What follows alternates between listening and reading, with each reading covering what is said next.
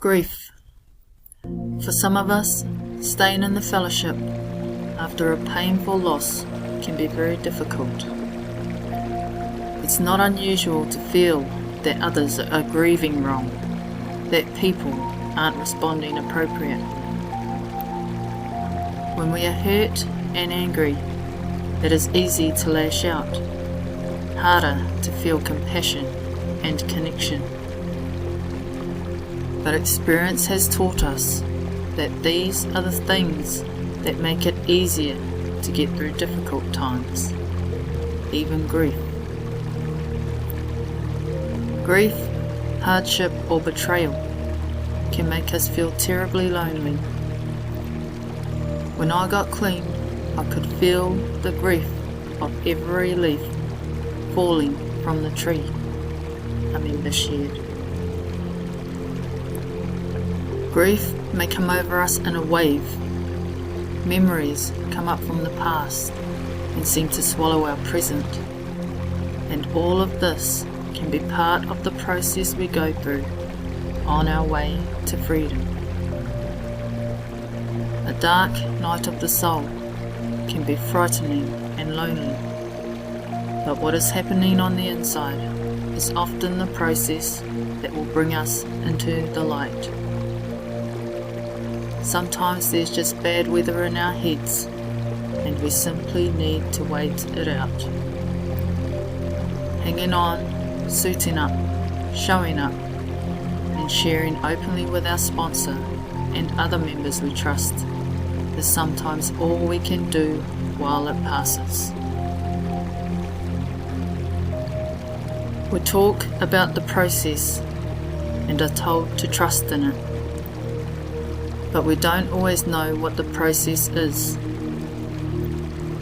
We may be very confused by where it seems to be taking us.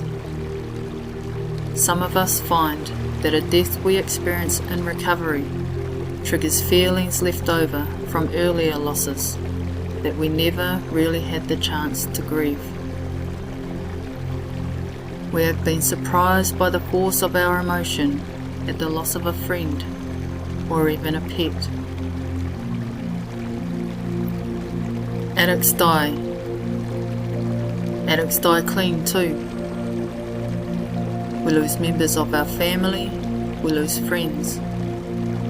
Sometimes it seems like the more connected we are, the more opportunities there are to experience loss. Sometimes what we feel is the guilt of having survived. We may never understand why some of us live long, full lives, and some of us are gone so early.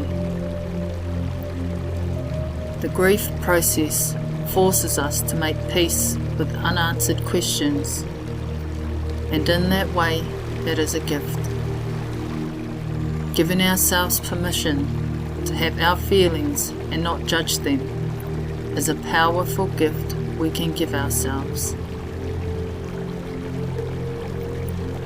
Grief is its own experience. Allowing ourselves the time and space to move through it is a commitment to ourselves. The feelings move to their own rhythm and on their own time, and it can be very difficult to imagine that we are not doing it wrong when we are surprised by the wave of emotion at an inconvenient moment. As with so much of what we experience in recovery, there is no one way, and certainly no right way to go through it. We take comfort in the knowledge that all things must pass, and that others around us have also grieved deeply and find a way to survive their emotions and to thrive once more. In moments of great pain, a deep stillness comes over us, and in those moments we can see the depths of darkness within us, but also the enormity of the power to which we are connected. The terrible grief we feel can bring us a conscious contact that nothing else ever could.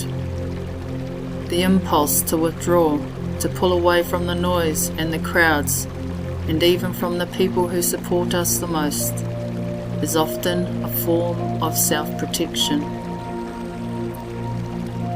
But letting the people we trust come and support us reminds us that we are not alone, even in our coldest moments. The caring and sharing we talk about is a two-way street, and those of us who are practiced at giving often have a hard time letting others love us back. Whatever our response, it is ours, and we can own it without allowing it to swallow us or define us.